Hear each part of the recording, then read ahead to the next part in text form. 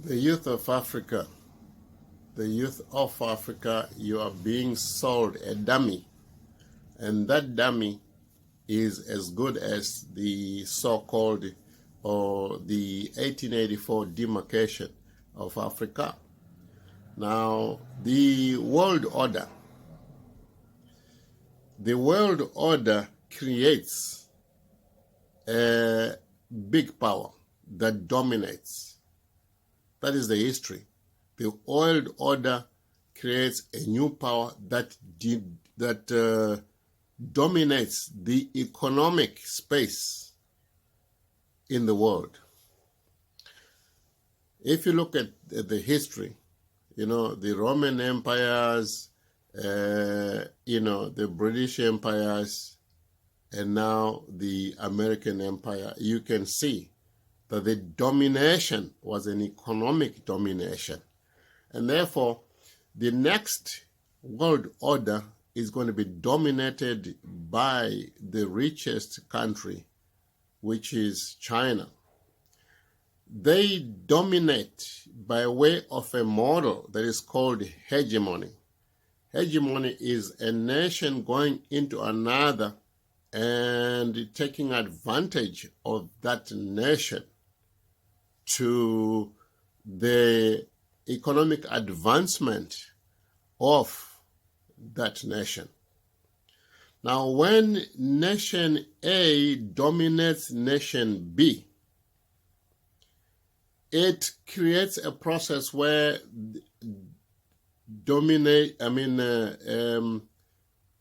nation B depends on nation A for security mostly, and therefore the dependence on security of nation B, let's say Africa is nation B, let's say A is China.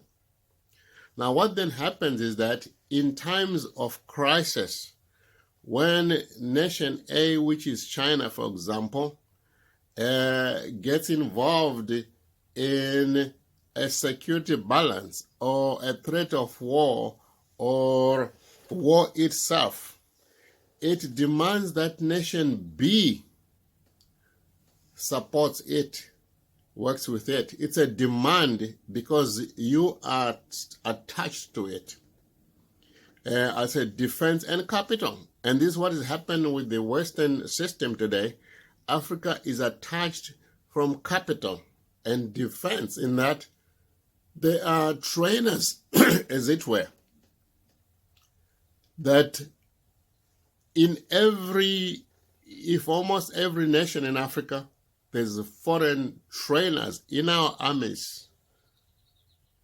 So the key thing for you to understand is that the world order has no advantage to Africa. The world order has some specific issues that affect Africa, but they can be aligned through a strategic process to an African world order. The most important thing is to build a new African order. When you build an African order, it means that you have a social stature, you have a social order that then dominates and leads your industrialization, your education, your hospitals, your housing, infrastructure, to empower your generation, to empower you to create the wealth that then translate into higher conditions of life. The African order is what we need to uplift our people from where they are, destitute, to the advanced state where they can begin to take advantage of what's going on and drive what is going on to their advantage. And by following on the African order, we look at what is happening, what has happened, and create a manifesto.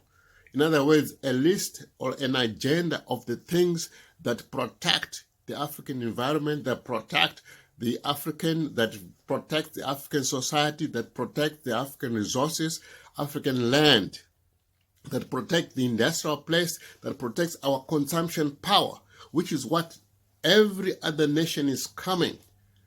Want to take advantage of this explosive consumption power, meaning the the roads, the transport, the food, the education, the industrialization. They want to take advantage of that.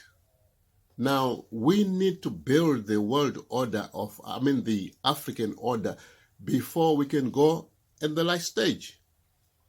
Before somebody is promoted to be a CEO of a nation or on the board of a corporation, they have had some, they have built and conquered.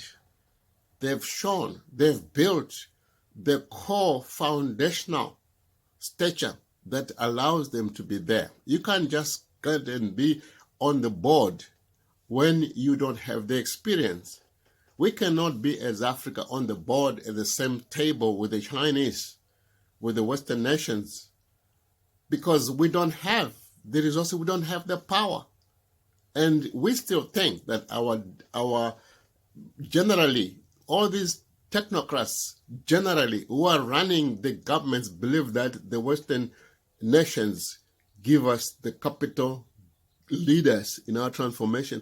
And now there's a strong wave of others that want to get in between the fight of the Western nations, China, America. They want to support the Chinese on the basis that the West are our enemy, and therefore with China we will do. Those nations, China did not align with any other nation to advance, and therefore Africa does not need to align with